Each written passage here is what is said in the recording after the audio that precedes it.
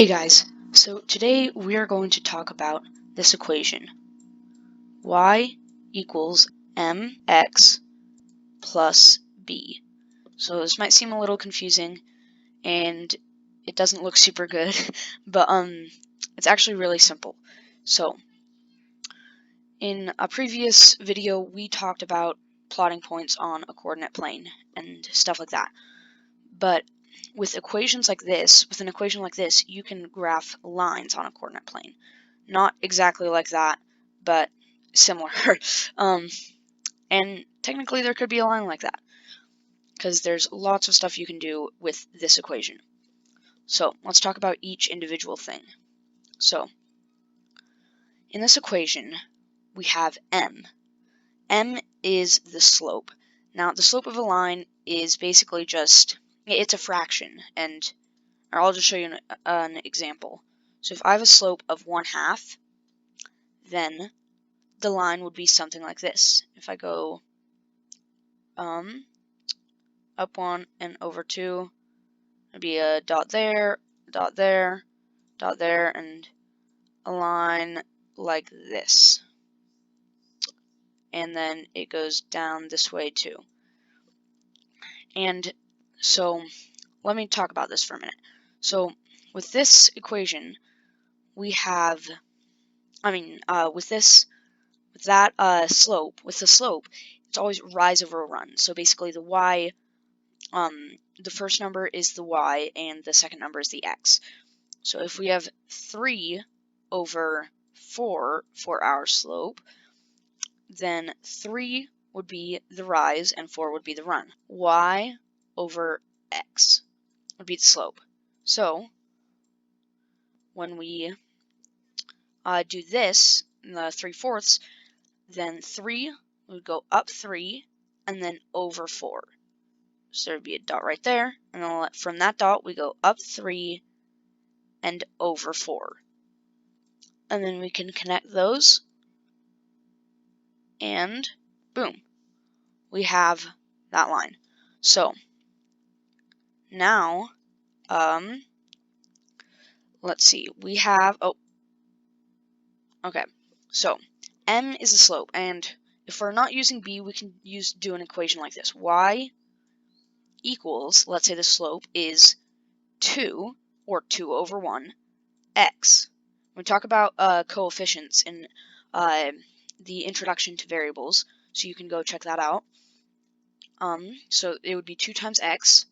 So if x, so the slope is 2, so that means that it will go up 2 and then over 1. Rise over run. And if we're not doing plus b, so we're not doing the y-intercept, which is what b is, then we're just going to be always starting at 0. So we can do 2x, that's up 2 over 1, up 2 over 1, up 2 over 1. And we can connect those dots, and the line would be something like this. So let's do the y-intercept now. Let's use that. So with the y-intercept, if we have plus 5, then the y position is going to be whatever position of the x's times 2. So it's going to be higher when the x is bigger. And then we add 5. So that means instead of starting at 0, we would start at 5. I'm pretty sure that's at 1, 2, 3, 4, 5.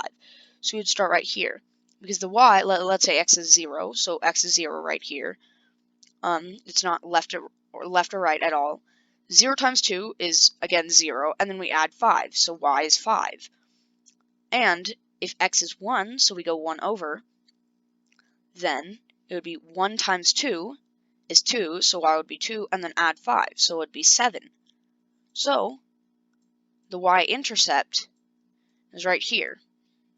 That makes sense. So we can connect those dots and make a very sloppy line. So that's how to use that equation. Okay, so let's do a couple more problems. So if we have y equals 4, or let's do 3x. 3x plus 2. You can try this on your own. So, let's see. For y equals 3x plus 2, the y-intercept is 2. So we're going to put a dot at y equals 2. So that's where we're going to start. Now, the slope of 3, that just means 3 over run. So we go up 3 and over 1. Up 3, is that 3? Yeah, that's 3 over 1. And we can connect those.